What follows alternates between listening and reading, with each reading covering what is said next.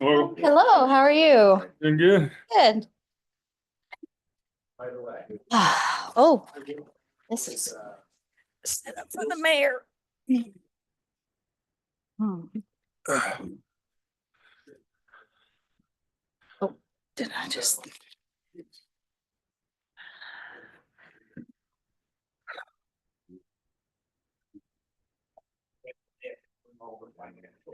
The two of them I've worked with previously and there. That diverting money from private and the schools, even though it doesn't impact the schools significant. And then how the regulations use those funds. There's still a lot of confidence out there, and some people don't understand that it doesn't. But it does. Oh, no.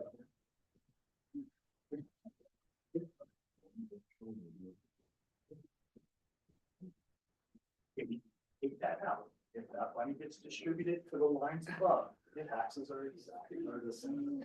But Do this in case they approve it. Okay. here in the Dalles, it could be that it affected their taxes. And what I'm talking about is the fire district doing without money Yep. motivated them to pass a bond, which Yep. increases their taxes. And then you look at communities where bonds and levies are passed even without urban renewal. And then there's a whole discussion about the at 3%, the fact that to keep services at the level you want, 3% is just not gonna do that. So you're typically gonna have bonds and levies regardless of whether urban. Yeah, and I don't disagree. And I don't think that if there was no urban renewal, that we would have been totally without needing that bond, but it would have been smaller. That is very interesting. Oh. Oh, hi. Very nice to meet you in person. Yeah, pleasure. You did a great job at the last meeting. Thanks. It was all Dan. Made a special trip through the gorge and the downpour. Oh, yeah. I'm glad it wasn't snow. Hydroplane. A lot of excitement. Yeah, I think there is. Yeah, definitely. I know what I was gonna tell you. This room's gonna be packed, right? Every meeting? Totally Maybe. unrelated to renewal. Probably go with ESG. That's probably pretty solid.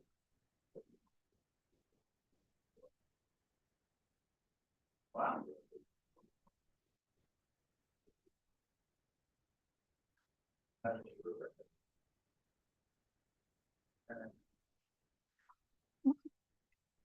Is that a grant or a loan? So, did you lead that effort? I had a little. Yeah.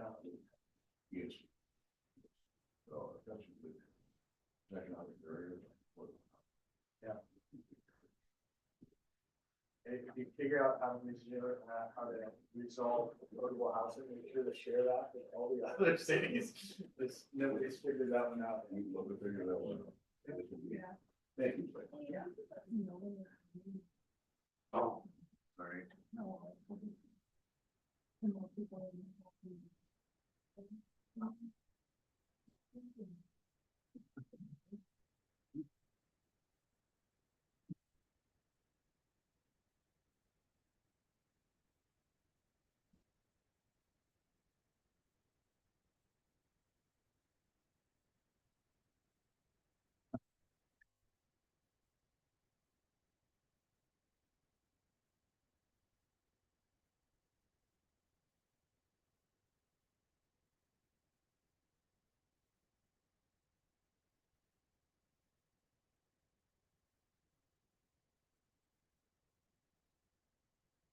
What's that?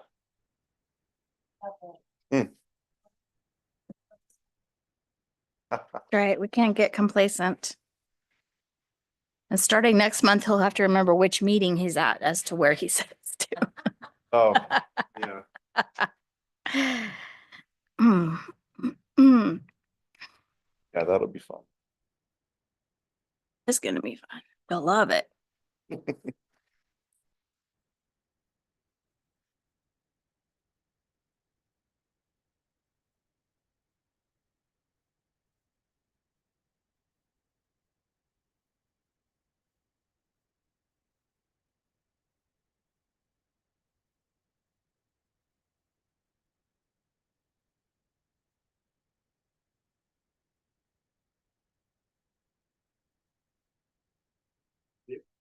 How about you? A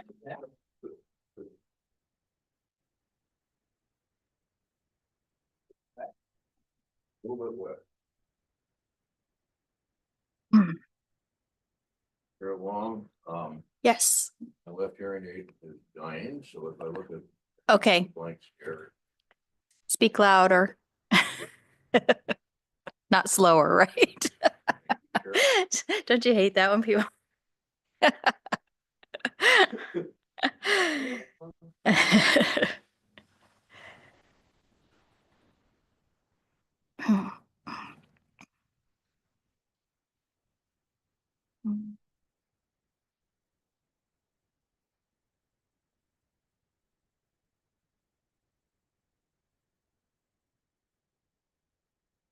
Mm.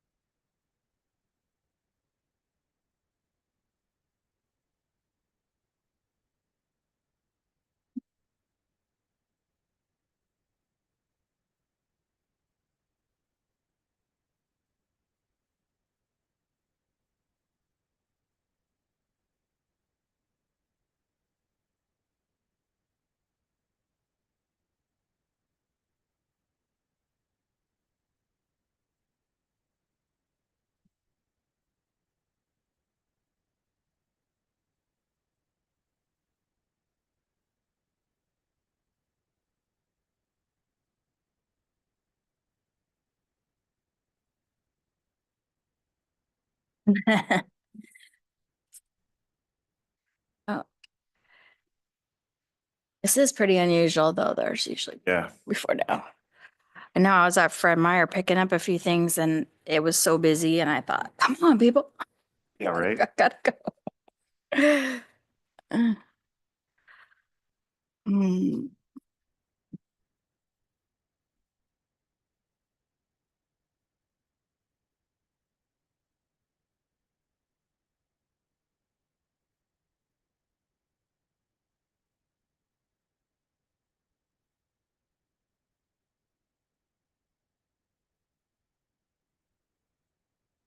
Hi, doing all right. Oh, you had that bug that was going around? Last week, yeah. Saturday, I was like in and out. Oh, man.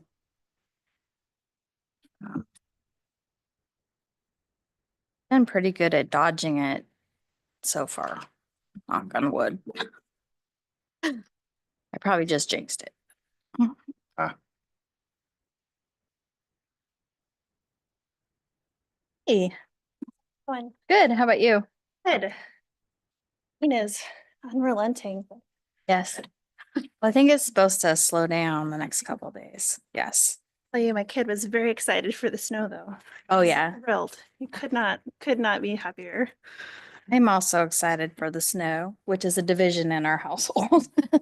Always one that loves it and one that doesn't. Mine Oh, unfortunately is 4, so he's not quite up to shoveling. darn. Well, start him young while he thinks it's fun. Here's a little one. You can just, 100%. yep. How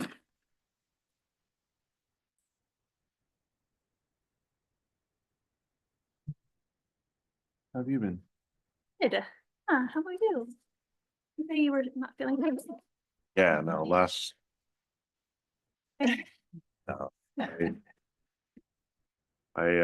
I've been good the last couple of days, so. Mm-hmm.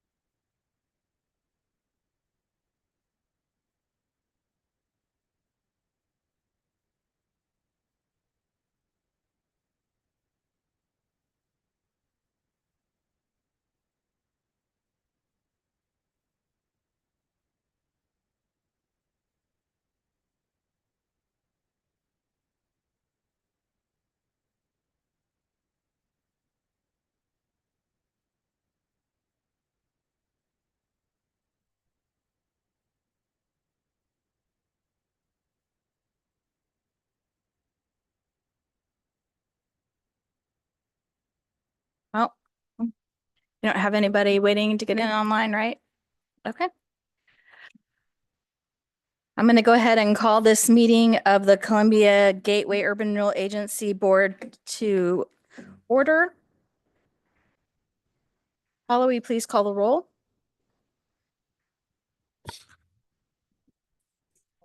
Here. Here. Here. Here.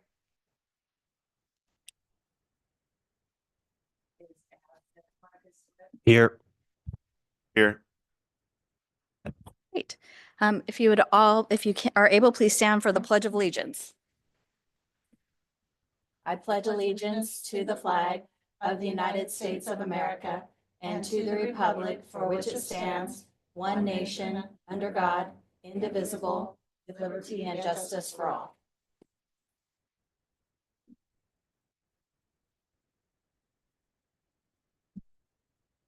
All right. We don't have any additions or changes to the agenda, do we? Nope. So I would accept a motion to approve the agenda. I'll move approval of the agenda as presented. I'll second. So it's been moved by Stacy Coburn and seconded by Ben Ring. All in favor, say aye. Aye. Any opposed? It's unanimous. Next, we have the approval of the October 21st minutes. Did anyone have any changes, corrections, clarifications? If not, looking for a motion. Motion to approve the minutes from meeting on October 21st, 2024. And second that. Okay, moved by Ben Ring and seconded by Kristen Lilivek to approve the minutes. All in favor, say aye. Aye. Any opposed? It's unanimous. Okay. Now it's time for public comment. During this portion of the meeting, anyone may speak on any urban renewal subject. 5 minutes per person will be allowed. Is there anyone who would like to speak? Eric Gleason.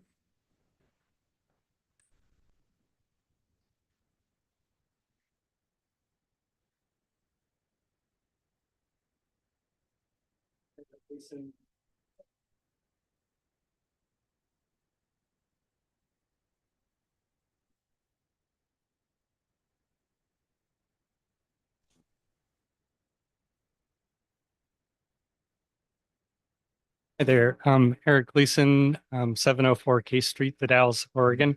I'm a property owner on First Street, and I'm here to talk to you all about the First Street project, the urban renewal project.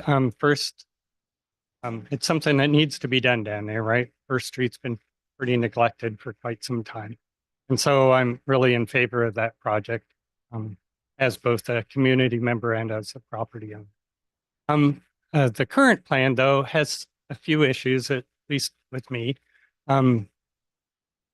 Primarily because I own the Chinese building, which is the building that's kind of there behind the recreation block east of the Baldwin. And that's part of an area of that First Street that has a rich history. And part of that history is reflected in the walls that kind of retain the sidewalks there. There's part of the old facade of the Chukey and Company store is there. You can see where the individual stores there. It didn't used to be so empty there. It was a solid block. And it was mostly kind of the nucleus of where Chinatown was. And the only building really of Chinatown left is the Wing Hung High Company store, which is. So I kind of have an interest there. I spend a lot of time on First Street tinkering with that building, even though it doesn't look like it. And anyway, making some progress over the years. So I have an issue with kind of the current plans because they call for the removal of those historic walls and their replacement with gabion baskets. But I do realize that the current plan is kind of a 2022 plan that was done without any really much input by the property owners or the stakeholders. And also, without much input from current city staff or the Urban Renewal Agency either. So I think it's time for us to I know we're kind of in a rush to get this project moving and stuff, but I think we need to kind of take a step back, re-examine those plans and see how it can be improved both aesthetically and historically, and maybe also we can save a little bit of money because in reading the engineering report, they say that those walls can be retained. So maybe if we retain those walls, it'd be less expensive than replacing them. And also, it also mentions that some sections of sidewalk can be retained as well. Specifically, the part of the sidewalk on southwest corner of Washington, which was redone when Second Street was redone. So not that long ago. And the area in front of my building, which was redone in 1997. So, those things where we can kind of modify the existing amenities without kind of removing them if they aren't weathered or in bad shape might save us some money and make for a better outcome. Thank you. Any questions for Mr. Gleason? So how vital do you think that street is? Do you think that if we just didn't have First Street, that would harm the city? Well, what do you mean by didn't have it? Like no There's no traffic? traffic going down from Union down to where the train station used to be. I think that thoroughfare does serve a purpose. I think, there is definite traffic there, people Yeah. avoiding traffic on Second Street and No, there is traffic on it. I mean, you put a road just about anywhere in town, somebody's going to drive on it. yeah. But to me, it made sense to put a road there when in the 1800s, right next to the railroad track. I don't see any reason for it now. It's just because it's always been there is not a reason to me. And one of the things that's come to my attention, do you know how old the water main is underneath of that road? Yeah, probably at It least needs to be dug 1880s, up. It yeah. needs to be dug up right now. Yep. And I don't really think we want to worry about keeping that sidewalk while that construction, that project's going on. That's just my opinion. I don't see a need. I mean, you're attached to it. It's nostalgic to you and everything like that. Well, But it's kind of the access to the front storefront of my building as well. Yeah. So Yeah. so there's a little more than just nostalgia there. And the road does predate the town. It predates not predate the town, but predates the railroad. so your building is what they call the blue building, or? No, it's the one a little bit to the west of there, in the middle of the block, the brick one. Yeah. Blue building's on the corner of Washington and First, and I'm a little So about this half a block west. in building was between part there. of the Ernest Motors. No, it's in between the Baldwin and the blue building Oh, on that same block with the blue building. all right. So yeah, and I think that utility line is in the middle of the road, so we could do the kind of road improvements without tearing up the sidewalks. So Well, the sidewalk's already falling apart, though. it is a good deal of it. 3/4 of it is Okay, thank definitely you. in need of a replacement. Thanks. All right. Is there any additional public comment? Okay. Seeing none, we'll move on to our discussion items. Item 7A is the property rehabilitation program, the proposed modifications. Chair Long, members of the board, Dan Spots, Economic Development Officer for City of the Dalles, joined by Community Development Director Josh Chandler. Thank you for picking time on this. We do have 2 items for discussion only, not looking for any decisions tonight. But these are items that have really been on hold for a number of months. We started to tackle these probably 8 or 9 months ago. And then we, of course, ran into the issue over capacity of the agency and basically put these topics on hold with completion of the council approval of the substantial amendment on December 9th. Now we wish to circle back on these literally and perhaps revisit and see if we can request your guidance on how we might proceed. The first of these reflects comments that I have gathered in meeting with business owners downtown over the past 18 months.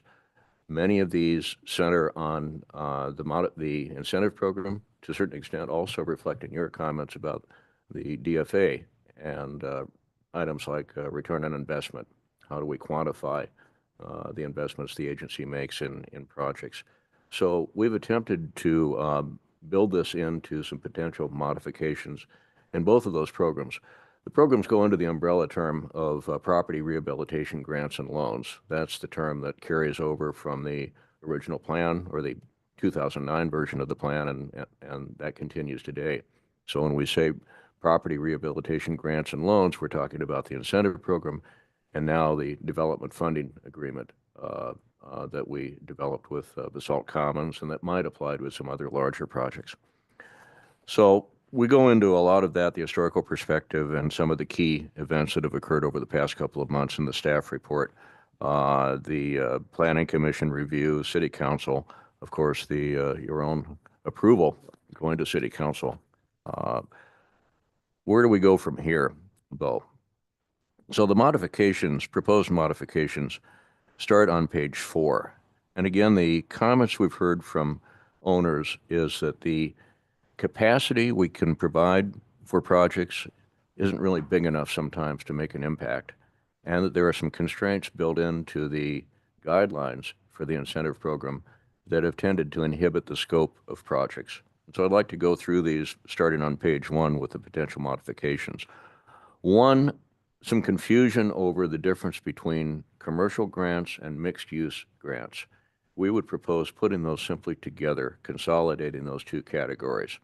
So we had a 50,000 limit on one, 150,000 limit on the other.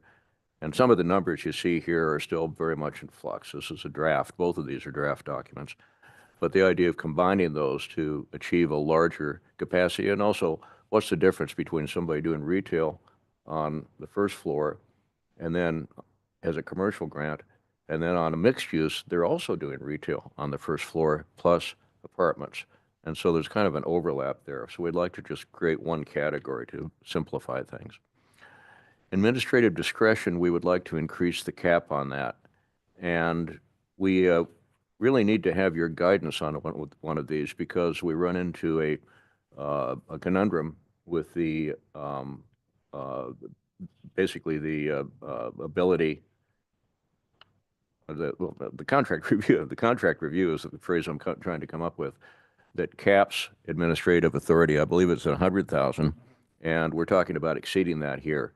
So if we were to come before you with a project 150, maybe 200,000, we've exceeded that cap in that's already written into our code. So we would need to modify that or perhaps reduce the amount here. And this is kind of where we need your feedback. How might we change that? Or should we change it? But basically, if we can increase this to 150 to 200,000 by consolidating those elements, we'd like your guidance on if you would support that. And this is something where we'd be making these decisions internally. Larger amounts, over 150 or over 200, we would be bringing back to you. And that would go into a development funding agreement at those caps. So that's one item we'd like to maybe some feedback on either tonight or as you think about it and come back in January. And that's certainly the intent here, or get back to us individually and we'll modify this between now and January. Going on to the next one, eligible uses. Here's one where we've got a lot of feedback, especially on sprinkler systems. And that's a very challenging topic. Some of the quotes I've heard on sprinkler systems for buildings in our community, 90,000 for one new one, 200,000 for another one, combined with the impact of fire insurance in our community. Those premiums have gone through the roof to the point that existing kitchens, commercial kitchens, cafes, restaurants are facing these exorbitant bills for insurance, and it's driven by the fact that they don't have sprinkler systems. That's driven by the fact that the sprinkler systems are too darn expensive to install. So right now, our guidelines preclude sprinkler systems for existing uses. That's a challenge. Another challenge is our inability currently under guidelines to replace or repair roofs. The agency used to do that. When I was on council a long, long time ago, we put roofs on different buildings. Nevertheless, concern, and it's well justified, is we can't go around fixing roofs all over the place simply because, well, building owners may have let their roofs fall into disrepair. That's a maintenance issue, and that should not be on us. But if a new owner comes in, buys a building, the roof has issues, maybe that's gone unnoticed, or he or she hasn't been able to negotiate that into the sales, then that's a use that we might consider. So the compromise that we're proposing here is not to replace sprinkler systems by themselves and not to fix or repair roofs by themselves, but to integrate both of those, one or the other, into larger projects. So if a roof repair is part of, say, addition of a commercial kitchen or improvement of retail space, or maybe some facade improvements, or the same thing with a sprinkler system, if it's taking place in conjunction with a larger rehabilitation project, then that would be something that we'd like to propose for consideration. So that's another one. Single-family residential upgrades, we haven't done any of these. There are a number of houses, not a large number, but several in the urban renewal district that could benefit from some fairly small improvements. We're talking about a cap here of 25,000 with a 30% match. That would be a new category that we would like to add. And again, with all of these, we're talking about improving the tax base, growing the tax base through these improvements.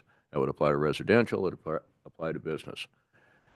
And then finally, SDC payments, we propose no change in that. These are still capped at 10,000, and usually some existing conditions can bring those down if there's an existing wastewater or water, stormwater already in place, then that reduces that cap. Those are all under the incentive program components that we have now. Moving on to development funding agreements, I guess first off, any questions or comments on what I've described so far? Hey, Yeah, so question on the single family element, the new element. I wasn't sure if I read this right, because I know we had this discussion before and another thing where you're saying that the person doing the project only has to provide 30% match. So we're paying for 70% of the project? That's what we're proposing here. Okay. These are small ones, 25,000. So homeowners may be under a tight budget and we'd be giving them a hand, but we could change it. This is draft. Yeah, I mean, it seems like a pretty small match. I mean, to me, if it's a program, it's like if they can't come up with at least 50%, it's hard to understand why. That's a huge match. It's a small match on their part. It's a huge payment on ours. You know, we're almost doing most of we're doing most of the project. So it's the same kind of discussion we had before, and I think you had transposed some things. That's why I was curious before. It was similar. Yeah. And I think that was exactly what happened before. The intent here was to throw it out as the idea of a 30, but, you know, draft, happy to change. Other thoughts, comments? Stacy Coburn? I just had a question on the definition, and maybe you just haven't defined it fully and you'll flesh that out later. But on just the paragraph above on larger project, at some point, there'll be a definition of what that means as far as, so in order to get the roof included, that larger project needs to be 25,000, 50,000. I mean, what needs to, Oh, the financial scale of the yeah, project? I mean, because otherwise, what my idea of a larger project and your idea and, you know, Darcy's our idea might all be different. Let's see, because the development funding agreement is financially a larger one also. Within this context, it would be perhaps under 150, under 200,000 because it has an incentive program project. So it would be financially within that range. In terms of the component of it being a larger project, we would want to see, and there's probably going to be some judgment involved on some of this, and we'll try to refine that. But what we don't want to see is just a roof or just a Right. sprinkler No, system. yeah, I understand. Anytime there's it's always harder when it's not a check the box, yep, you qualified kind of thing, I guess. In the guidelines that we have now, there are a number of different specific projects. We don't do flooring, for instance, or basically anything. Maybe perhaps this is the key, and it'll be going back to the guidelines. If something is not a permanent improvement, if it can be like a water faucet, for instance, is not a permanent improvement, you can change that out. But the water lines are. Mhm. So maybe that would be the definition we'd build into that. Yeah, and it's some specificity. We could definitely clean it up. That was one of the, when we initially brought back, this is really the second version of the incentive program. One of the reasons we brought it back was to provide some clarity and not, not as much subjective language, but it could be something I think we would want to definitely consider that, the total cost of a project, we'd want to ensure that the sprinkler system doesn't make up 95% of the project. It's still a large project, but still it's a large project, but only 5% is going towards this other improvement. So, yeah, we're happy to bring back another proposal at another time. We just wanted to bring this forward as it was a concern that we have heard. So, Other questions or comments? I appreciate the comment you just made, because in my head, I was thinking about the situation with the roof repair. If that was, 75 or 80 or 90% of the larger project, or whatnot, that would be of concern as well, I think. we'd be repairing roofs all. Exactly, yeah. Yeah. And that was always our concern years ago was, unfortunately, you need to do some maintenance as you go. Yeah. That wasn't what this was intended to do. I like the idea of attaching a percentage to that. Good.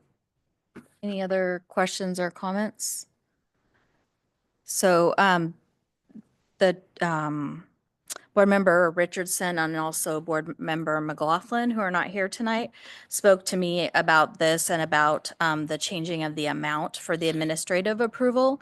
And so I would like some feedback from people who are here. In the past, we've tried to have that larger amount. We've discussed whether or not it really delays projects. I think the board has wanted to maintain a little bit more control, which is why the amount is not higher because of the political pushback when decisions are made. And we didn't want decisions made at the administrative level that then the board was, I guess, responsible for. And we felt like that we could have like one meeting for it to come back, or if you're in talks with somebody and it's going to go over that we could be kept in the loop, just like a DFA agreement, even, So I don't know how the rest of the group is feeling at this point. We've had some new members on the board and things have changed, but that was some feedback that I agreed that I would bring forward tonight. Stacy? I'm fine with it raising somewhat. I don't want it to get so far out of hand that we're caught off guard walking down the street that we don't know something has come up and it's better to be in the loop and part of the process. But I understand that you also need to be able to do your job. So there's a balancing act there. I mean, so certainly I could be comfortable with it, increasing to, 100 or something like that from where it's at today. Anybody else? Yeah. I guess my question is, do you have a rough idea of how many, how has it hindered progress in the past?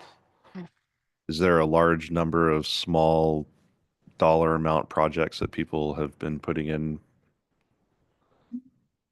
It really is all over the board. Typically, you might have 2 or 3 a year, probably at 100 or more. What's been your experience? Oh, at 100? Yeah. No, not 2 or 3 a year. I mean, we, everything over 50. Yeah. Board, so. But of potential Hasn't. ones. Yeah. Well, I do know that like the Dalles Inn was an easy 50,000 right across the board to do engineering work for permanent improvements there. And that was the engineering work to do for the fire suppression system. So not even paying for the fire suppression, but they did some engineering work and that was an easy, 50,000 right away. As far as any hindrance, probably have to think on that a bit more. But yeah, I mean, it's just, I think we raised the opportunity, the idea here just to provide us more, streamlining it that much more. But I guess it probably hasn't slowed too many processes down to this point. Okay. Aspect of that is now that we are reinvigorating the program, we anticipate quite a bit of activity. So we'll see where it goes. And we could come back, we could ask for a course correction, set it at some point, and if that doesn't prove workable or inflexible, maybe come back to. Hopefully it becomes a big problem. And I think another aspect to point out, and it maybe it's kind of a side point to this, not just looking at like administrative authority, but looking at our current program as everything 50% and or 50,000 or greater is considered a larger project, and then we were wanting more information from people. Looking more at this return on investment, trying to get, potentially leaning at a pro forma. And I know Dan's going to touch on that more. And we were trying to get, how much time really goes into pulling all this information together compared to is it worth increasing that ceiling sum compared to the amount of time that goes into pulling all these numbers together. Dan will touch on the return on investment. It's a difficult number for us to put together at times with these. It's there's so many variables that go into that, but yeah, we just wanted to bring that in front of you as far as an opportunity to just streamline the process more in the event that this this program continues to exceed our expectations here with the increase in the semi.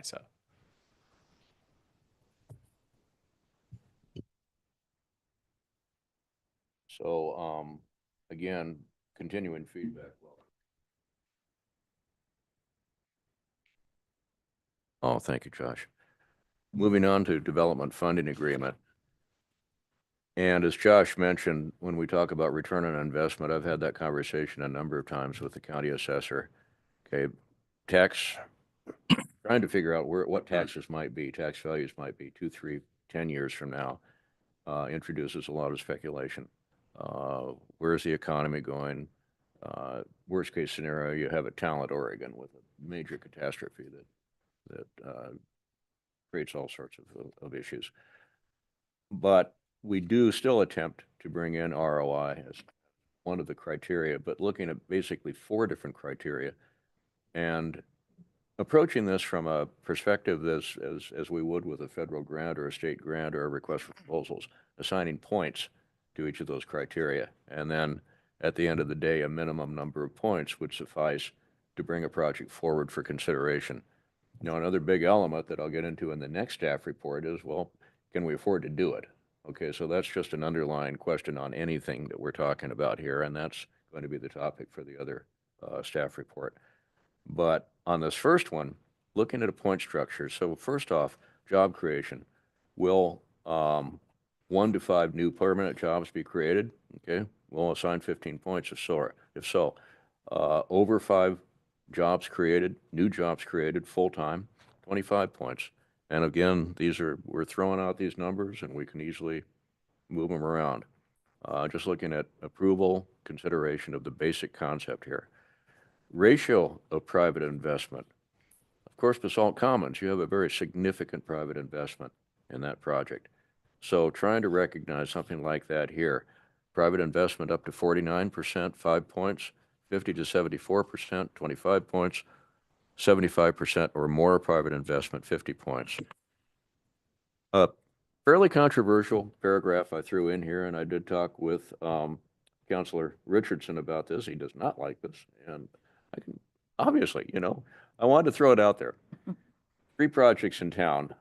I know that the owners have put probably well over $1 million each into those projects historically over time. Is there some way we can recognize that contribution? Now, obviously on a grant proposal, the answer is absolutely not. You don't base a grant award on whatever has occurred before the date of the award. And certainly we don't do that now. I'd love to find some way to at least recognize that. At least one project I know of is probably not going to be feasible. The owner is maxed out, mortgaged her home. Would love to do some serious work with the project, and I'd love to bring it forward. Maybe there's a way to do it, but I wanted to throw this in here for the purposes of argument, just in case you see any value in it. And I know it's a stretch, but it's out there.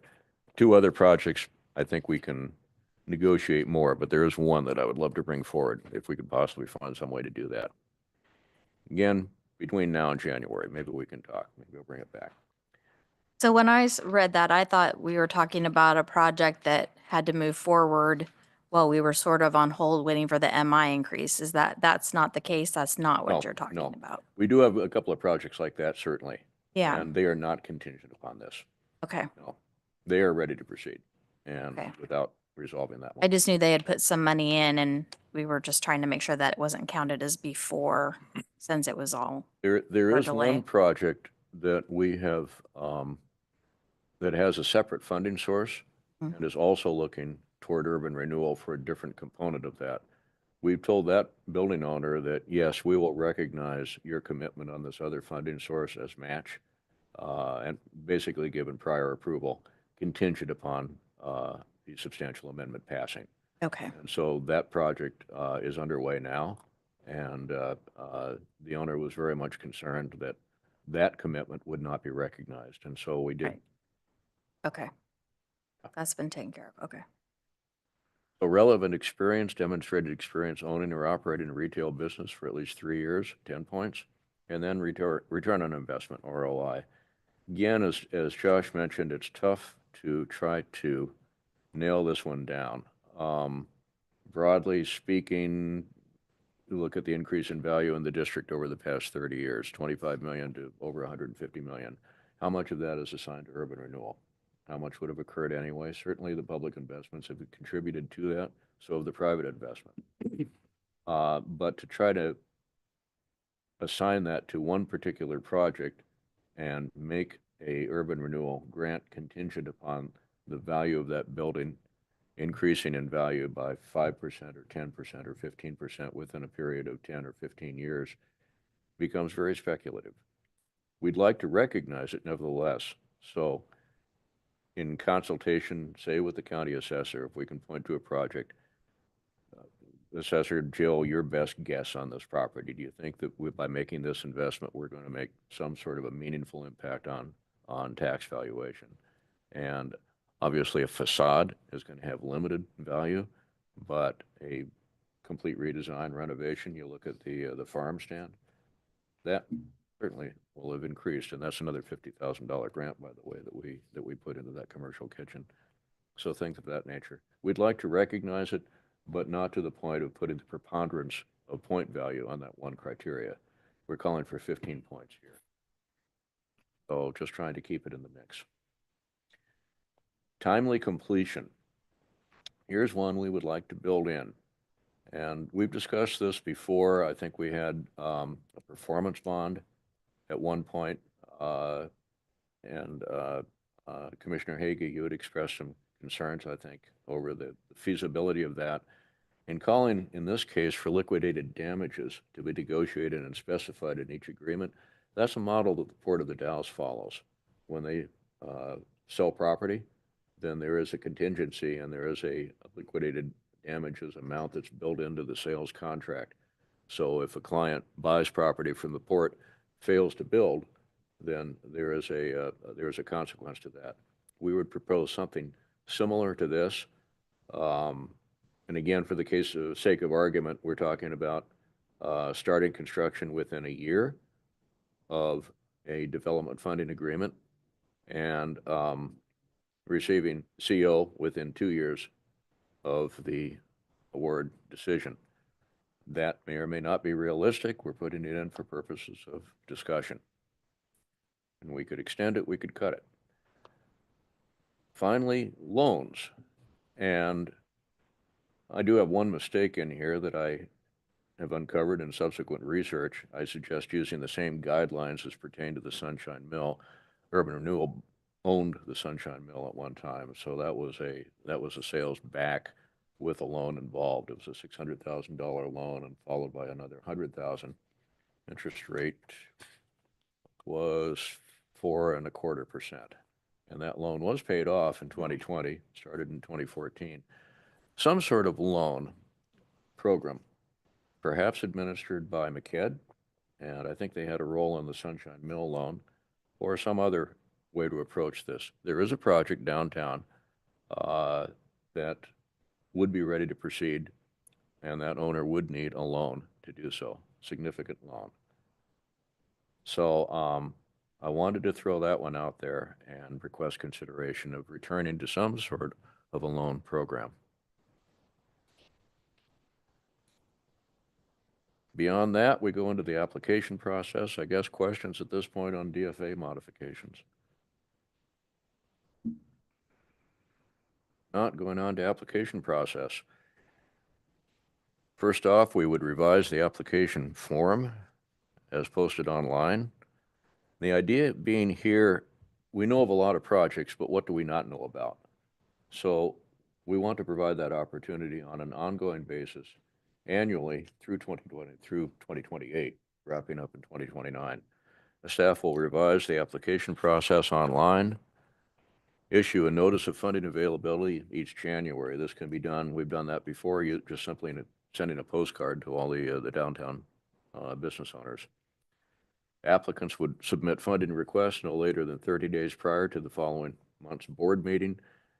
Staff and 2 members of the board representing any of the tax districts, leaving it up to you, would review any applications received over the preceding month, and if criteria are met, either award outright, going back to that threshold question, or bring it to the board as a DFA request.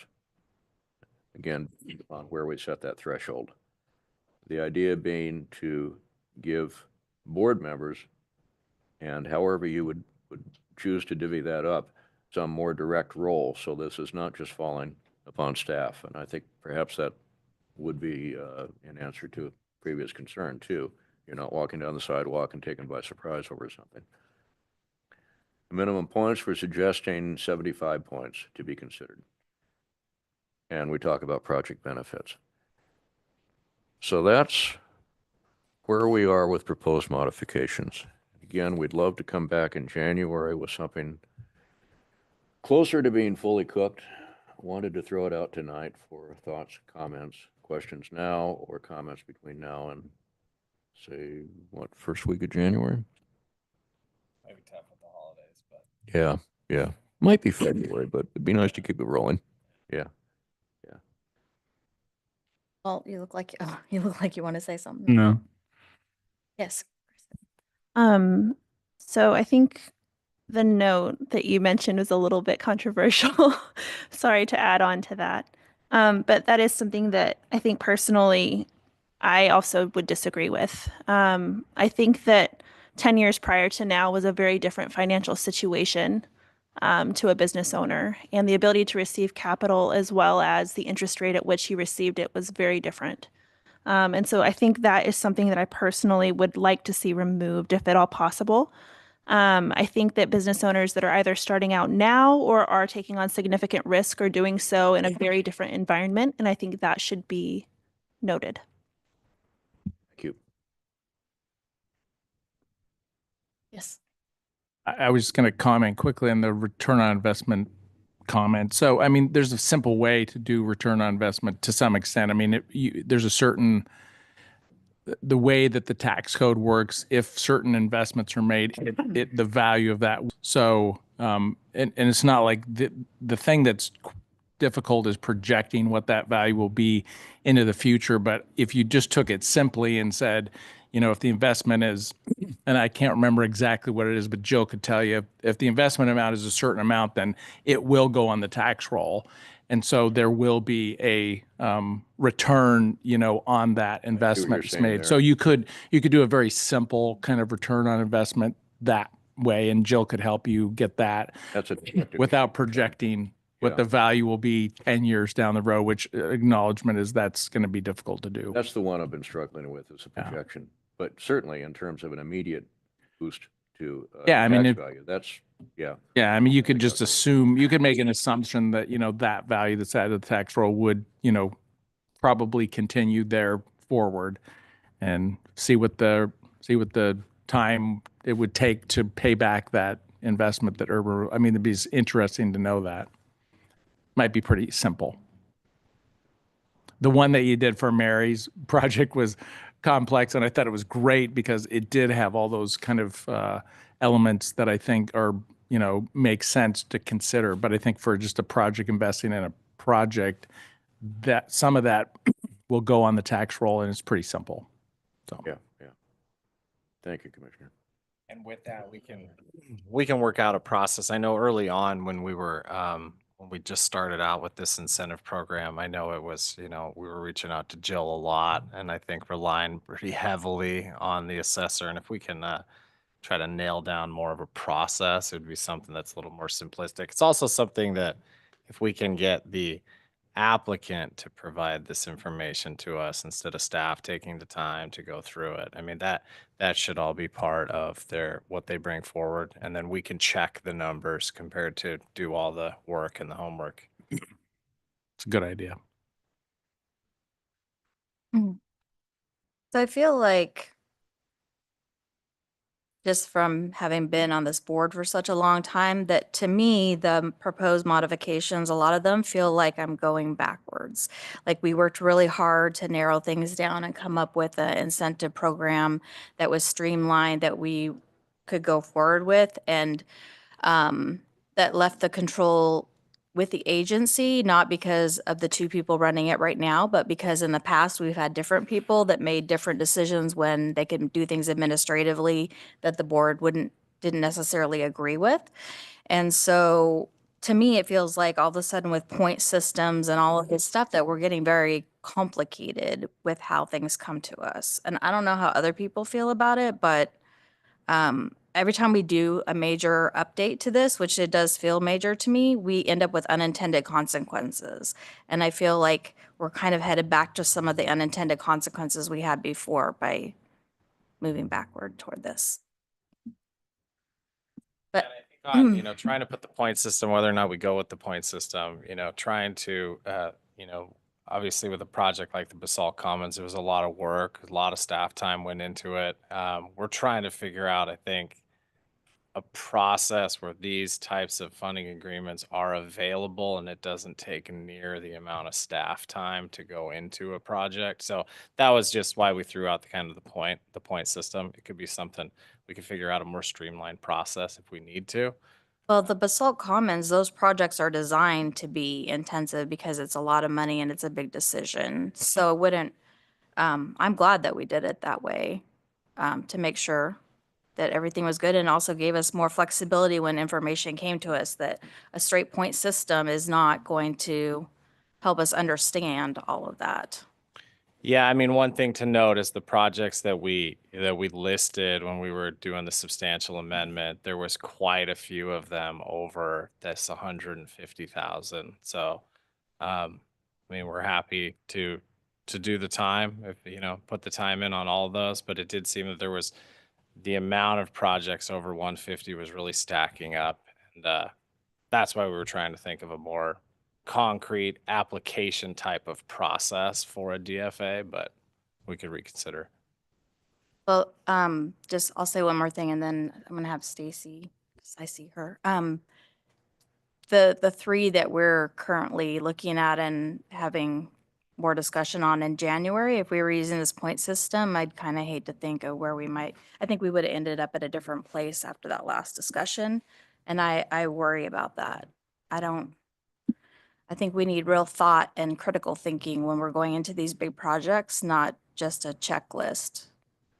I mean, you were part of that process, so maybe you could weigh in on that too, but Stacy. Oh, go ahead. Finish. No, finish. I was just gonna say, finish your, No, that's, yeah, no, I think what I hear coming from the table over here is there's a long list of them and you're trying to figure out a way to more easily prioritize. I think a threshold.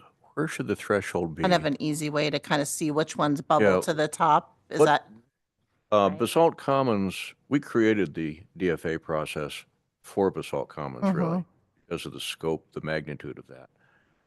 So as we look at this, where do we draw the line between incentive program and a DFA? Is it 200? Is it a million? Is it 2 million? How do we neatly categorize and make that judgment call? If a project comes in at $500,000, what category is it going to fall into and what criteria? Going through a DFA, there is a lot more work involved in that. And if we have multiple at that level, that can become pretty cumbersome. Incentive program, a small incentive program, I probably put days and days and days into a $15,000 incentive program because there's a $10 missing over here someplace. Incredible amount of time just on some tiny little project like that. And you get too many of those going and it really buries you. Yeah. So, you've probably all been in that situation with your own line of work, I'm certain. So it's that threshold we're trying to figure out. Where should that be?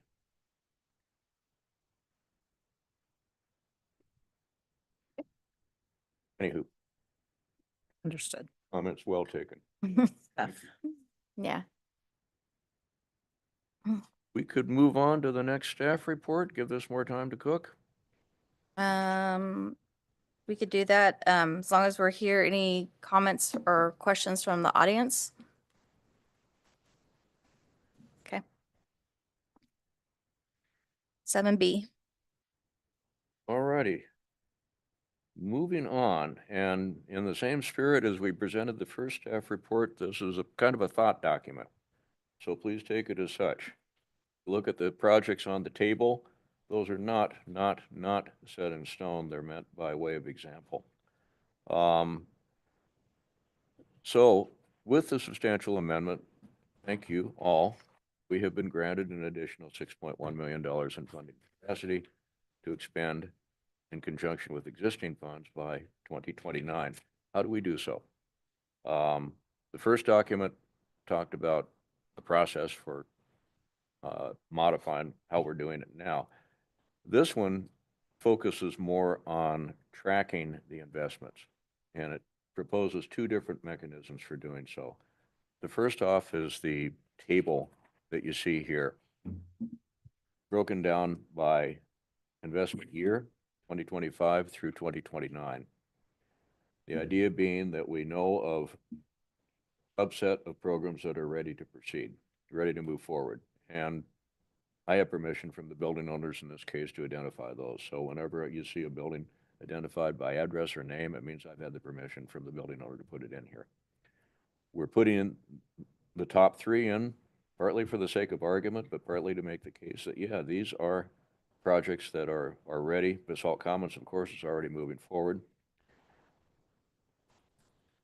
The boldface line that you see at the bottom of each of the years, MI remaining FYE 2025, that is taken from the other document that we don't have attached. It's a spreadsheet. We can show it to you. Tiberius Solutions and I traded emails back and forth. Ali Danko is one of the associates there. Tailored a spreadsheet tracking sheet for us, basically, and it allows us to put a project into the document.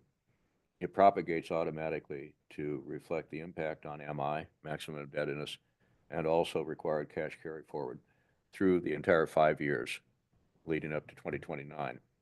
You put too much into the spreadsheet and it all turns red. Okay, we've exceeded this, we've exceeded this.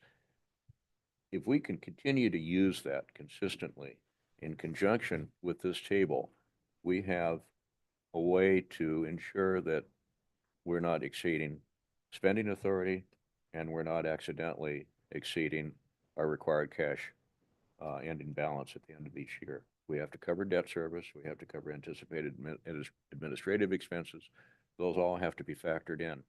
And so the combination of those two tools becomes a way to track, to identify priority investments and to track the impact on MI so that we're not getting into the same situation we were here year and a half ago when we were coming dangerously close to exceeding spending authority and not really realizing it. So, again, the projects that you see here are the top three, ready to proceed or already proceeding. We've factored them in because Basalt Commons, for instance, we need to know what that impact is on MI. We could put other projects in there. We could put the Mint is in there now. We could take it out. We could put it in, depending upon the details of that application. And that's a big question mark. We do need to have that fairly focused discussion with with Mr. Schechtel before actually proposing this. But right now, we put it in there for the sake of argument to show what it would do. Last Scott and Scooper McQuaid, Todd is ready to move forward. He has presented us with the outlines of a funding proposal. This would involve a loan. He could do it in a different way with a smaller grant, but the impact would not be as immediate. A loan would allow a very high visibility, short-term impact to that building. Meyer building, probably more problematic, but again, we have permission to talk about it here. Bill Dick, former city councilor, owns that building and would love to put an apartment in the upper floor. It's been vacant since the 19th century, and do some retail improvements, additional retail improvements. Vote Opera House, ready to proceed. We have a owner who would love to put that into a retail space. I could go through the whole list, but right now the idea is to present this table to you as a tracking device and see if you would like to continue to use this. I think that's the only thing that I'm asking for tonight, in conjunction with that spreadsheet. And, you know, I think perhaps in January we could go down and show you how that works so that you all have more familiarity with it. And certainly it would be a tool that we would be using at staff level every time a project comes up. Can we, you know, and that's the fundamental criteria, going back to those earlier criteria, can we afford to do it or not? $500,000 project comes forward, looks like a great project, we drop it in here, and we drop it into the corresponding spreadsheet. Spreadsheet turns red, nope, can't do it this year anyway. It's got to go down for a year or two. So it's just an administrative process, but it's a very important one for the next 5 years. And it's also a commitment to wisely and properly expend the monies that we have been granted to expend now. We didn't arbitrarily ask for 6.1. We did so knowing that we had a number of projects lined up. Here's the process for bringing those forward and identifying other projects. So, enough talking for me. Question? I just wonder if you could just quickly define the top, what each column means. So I kind of understand it, but now I'm a little confused. What are those elements going across there? Project estimate is the total cost of the project? Yeah. So Sigmund's is the best example here. Total estimated cost of the project, around $800,000.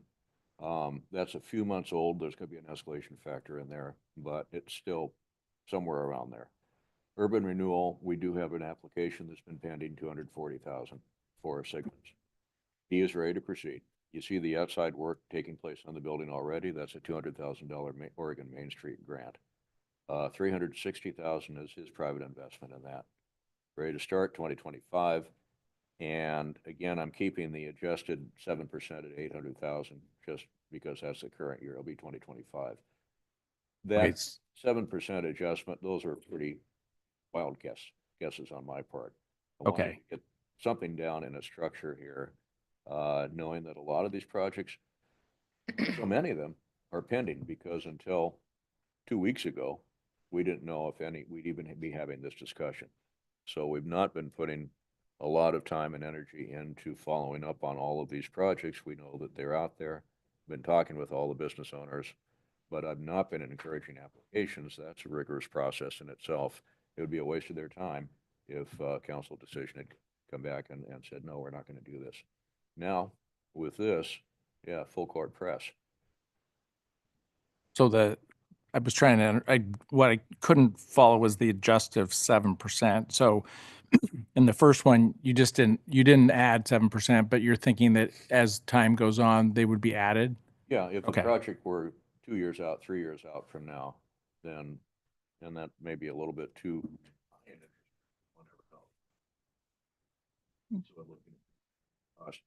We have to do something like that in trying to schedule these projects over 5 years. If we don't do an escalation, and we end up moving a project into year 3 or year 4, then the way prices are going. No, I understand. I was just like looking like on the second page there, you had, I just didn't, the project cost went down. So I wasn't sure, I got confused about what that was meaning. I've probably done my best to confuse you. Okay, that's fine. So the other question I had here was like you mentioned this $700,000 a loan.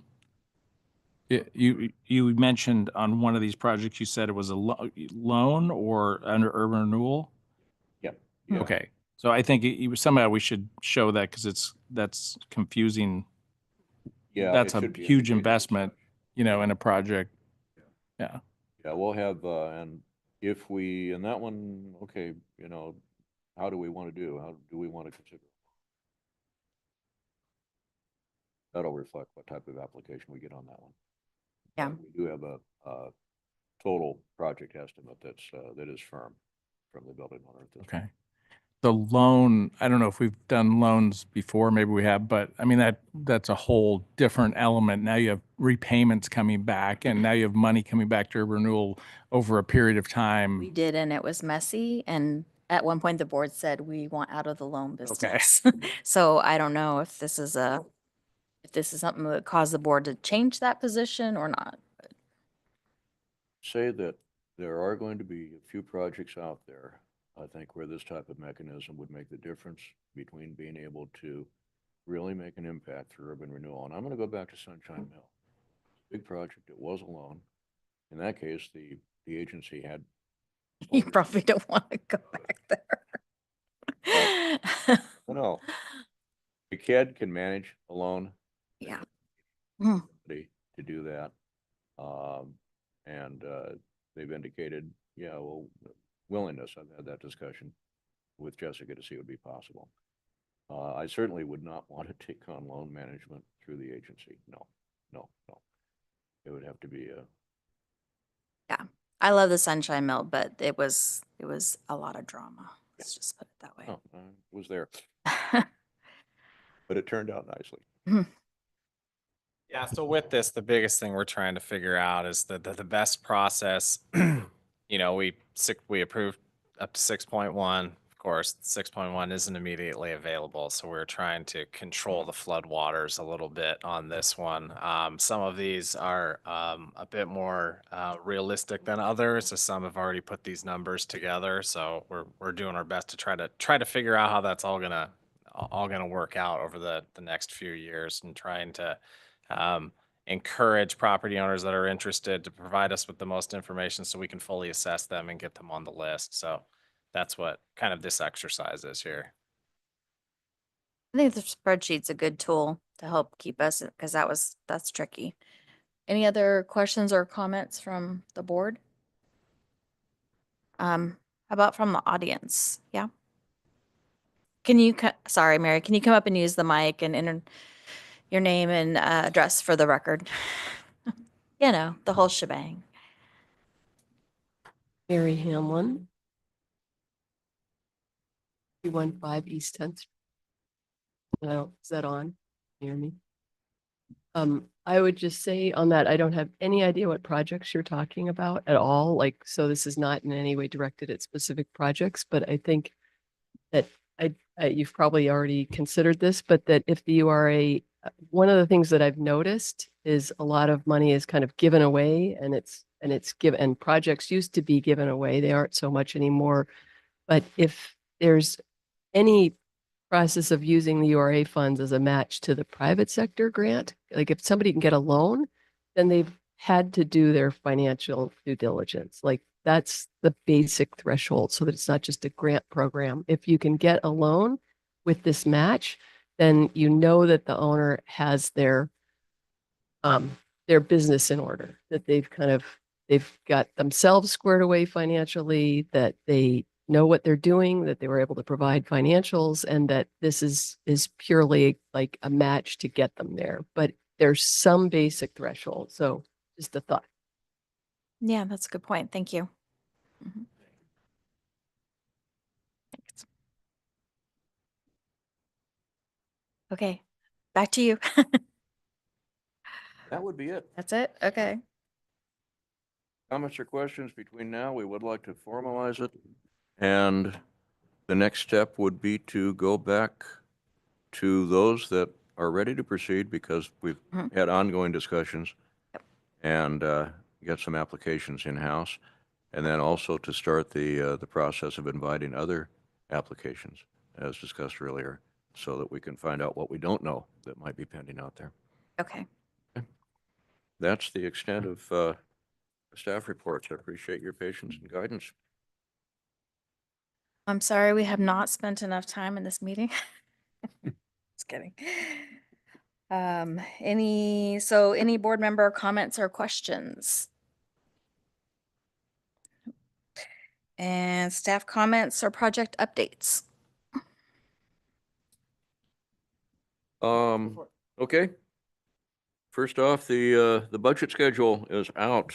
Budget hearing is going to be at the regular Urban Renewal Board meeting on May 20th. May 20th? Sounds late. Is that right? Is that off? No. These numbers are off. It should be this 15th. Budget. Oh, no, this is the adoption. So That's the sorry. adoption, yeah. Yeah, that's when the budget committee meetings. Yeah, yeah. So budget committee meetings, April 15, 16, 17, 2025. Yep. Yep, cart before the horse there. Okay. And then adoption on May 20th. Adoption on Yep. the 20th. And typically only The takes 15th. one night. It's not 15. Is the 15th our regular meeting or Yeah, is that? it is. Okay. Yep. Beyond that, a couple of updates on Brownfield project. We received our contract from EPA for the city assessment. This is not urban renewal, but it is complementary to urban renewal because so often assessment of brownfields, asbestos, underground storage tanks go hand in hand with urban renewal investments. We've been waiting for the contract from EPA and we received that yesterday. So we are proceeding with procurement of qualified environmental professional, the QEP. That's the contractor who comes on board and does the detail work of assessing sites and providing requisite information to the EPA. 4-year contract running through 2028, $500,000. And that is to the city, almost entirely to city projects. We received permission from program officer at EPA to look at 2 county projects. One, the former RV park on the Hodges property, and then also going as far as Tye Valley on the argument that a shortage of industrial lands in the Dalles is a problem. Tye Valley might have some capacity, and so the county has a parcel there that we might be able to look at. The KID also has a brownfield grant, $1 million over 5 counties, and Wasco County is part of that configuration. And then other news that you will have seen perhaps this past week, Chenoweth Middle School has been selected for an EPA Community Change Grant. This was a national competition. The selection is for $29 million to 19 million, $19.9 million to renovate Chenoweth Middle School as an early learning center and climate resiliency center. That has been a long-standing project. Columbia Gorge ESD is lead on that with Columbia Gorge Community College. It is a selection. It is not yet an award. An award process for something like that simply usually takes 6, 8, 9 months. Our own one took 7 months on this one. The EPA's goal is to wrap it up by January 17th. We'll see. Is that money already in the budget or is that part of what they're going to be discussing? It is money that has been appropriated. Okay, it's been It appropriated. is out there. It Okay. doesn't mean that it's guaranteed, Okay. but it is appropriated. So in usual circumstances, it would be a matter of getting the contract in place. Great. It's very exciting. Good for me.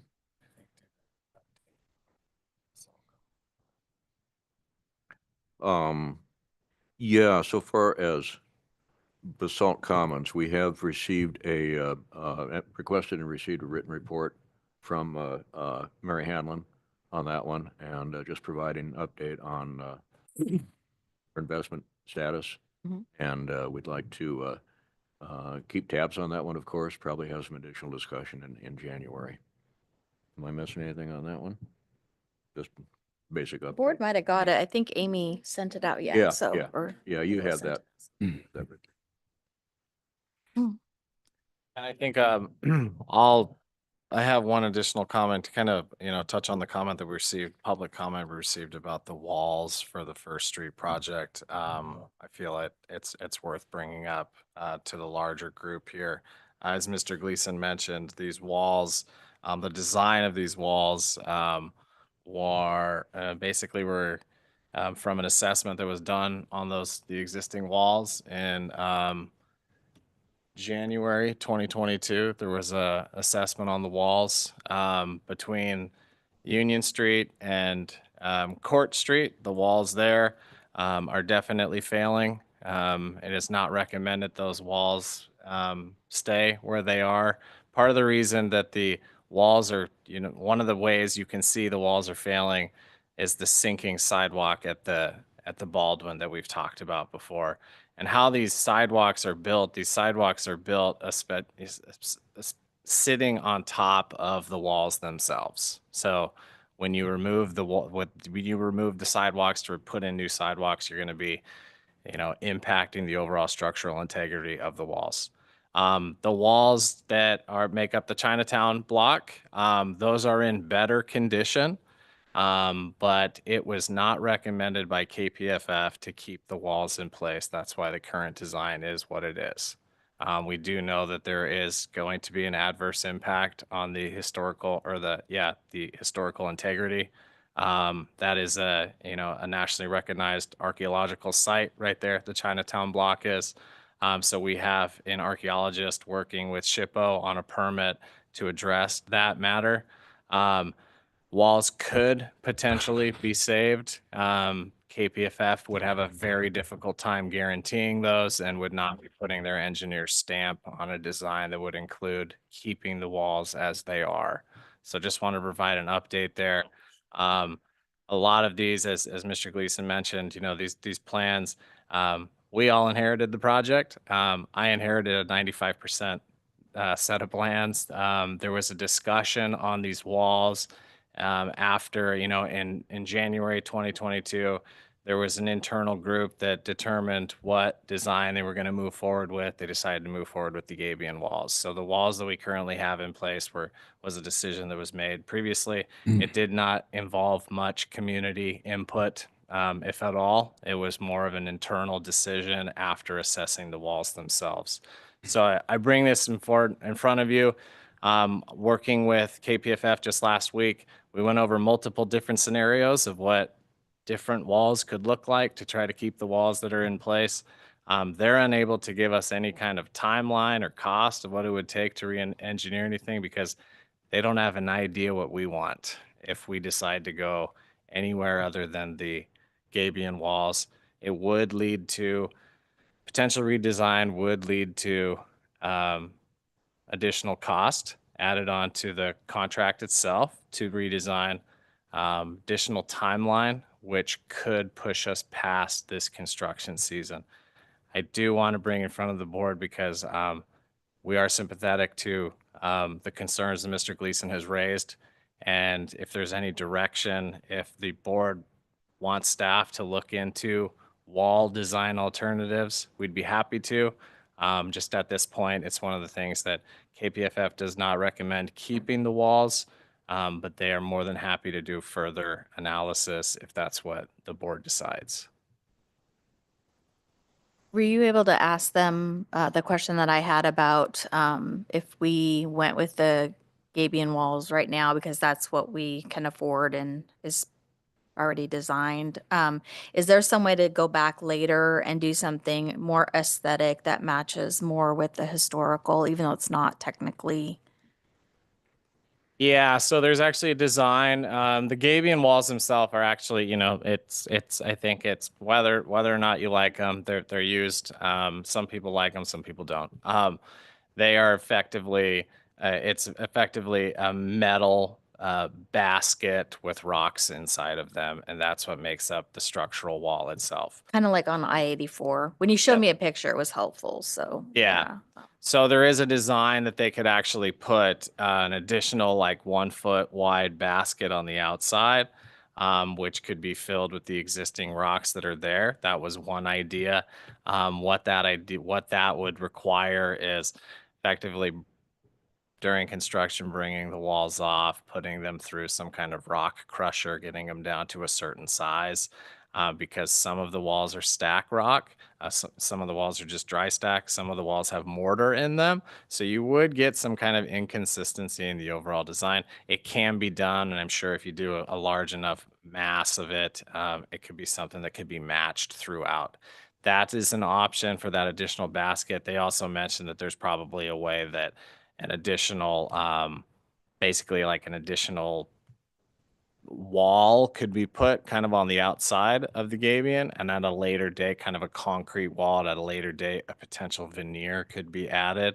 It would all add to the overall cost of the project. But yeah, there's multiple designs. Like I said, just this last week, I talked with the engineers on a call. We had an hour-long call. We talked about 5 different scenarios of walls. So they are happy to design it if we want them to look into it. But what we currently have is what's in the plans was the result of multiple discussions, January 2022. Yeah, and my timeline thought process is longer than that, right? So we're building walls right now that we hope will last another 50 to 100 years or whatever. And so I'm not suggesting that right now the urban renewal is going to find more magic money to do this, but I think leaving room for further improvements down the road and designing it now so that there is space to add another 1 foot wall or whatever does make some sense, because we hope that people in the future is just as concerned about the historic nature of our town. We just aren't going to be able to do everything today, but when we tear things down, it's gone forever unless we intentionally leave some space for doing something in the future. Yeah, and we can I can look into it, no problem. So to me, on that First Street thing, basic thought is that need to prioritize step 1, 2, 3, 4, 5. I think everybody knows what my step number 1 is. The walls, if it's a safety issue, I don't know. I agree with what you're saying. Is they're crumbling, and trying to keep them there is not cost effective. And some people are going to be sad to see them go. But I say tear down those walls. And I don't know what the best solution there is. Some people have suggested you just fill in those low-lying areas and then you don't need a wall, a retaining wall. But you've got a couple buildings there that function as part of that wall. And that's always been a complicated thing in my book. But that water main, we're going to look like fools if it bursts and we haven't done anything on it. And if somebody gets hurt because of safety issues down there, and we haven't moved fast enough. I don't know what other priorities that I can think of. I kind of alluded to, I don't even think it's necessary for traffic to be able to travel that road. I think people can go around. So the road to me isn't a priority. It's trying to be proactive, prevent disaster, prevent injury.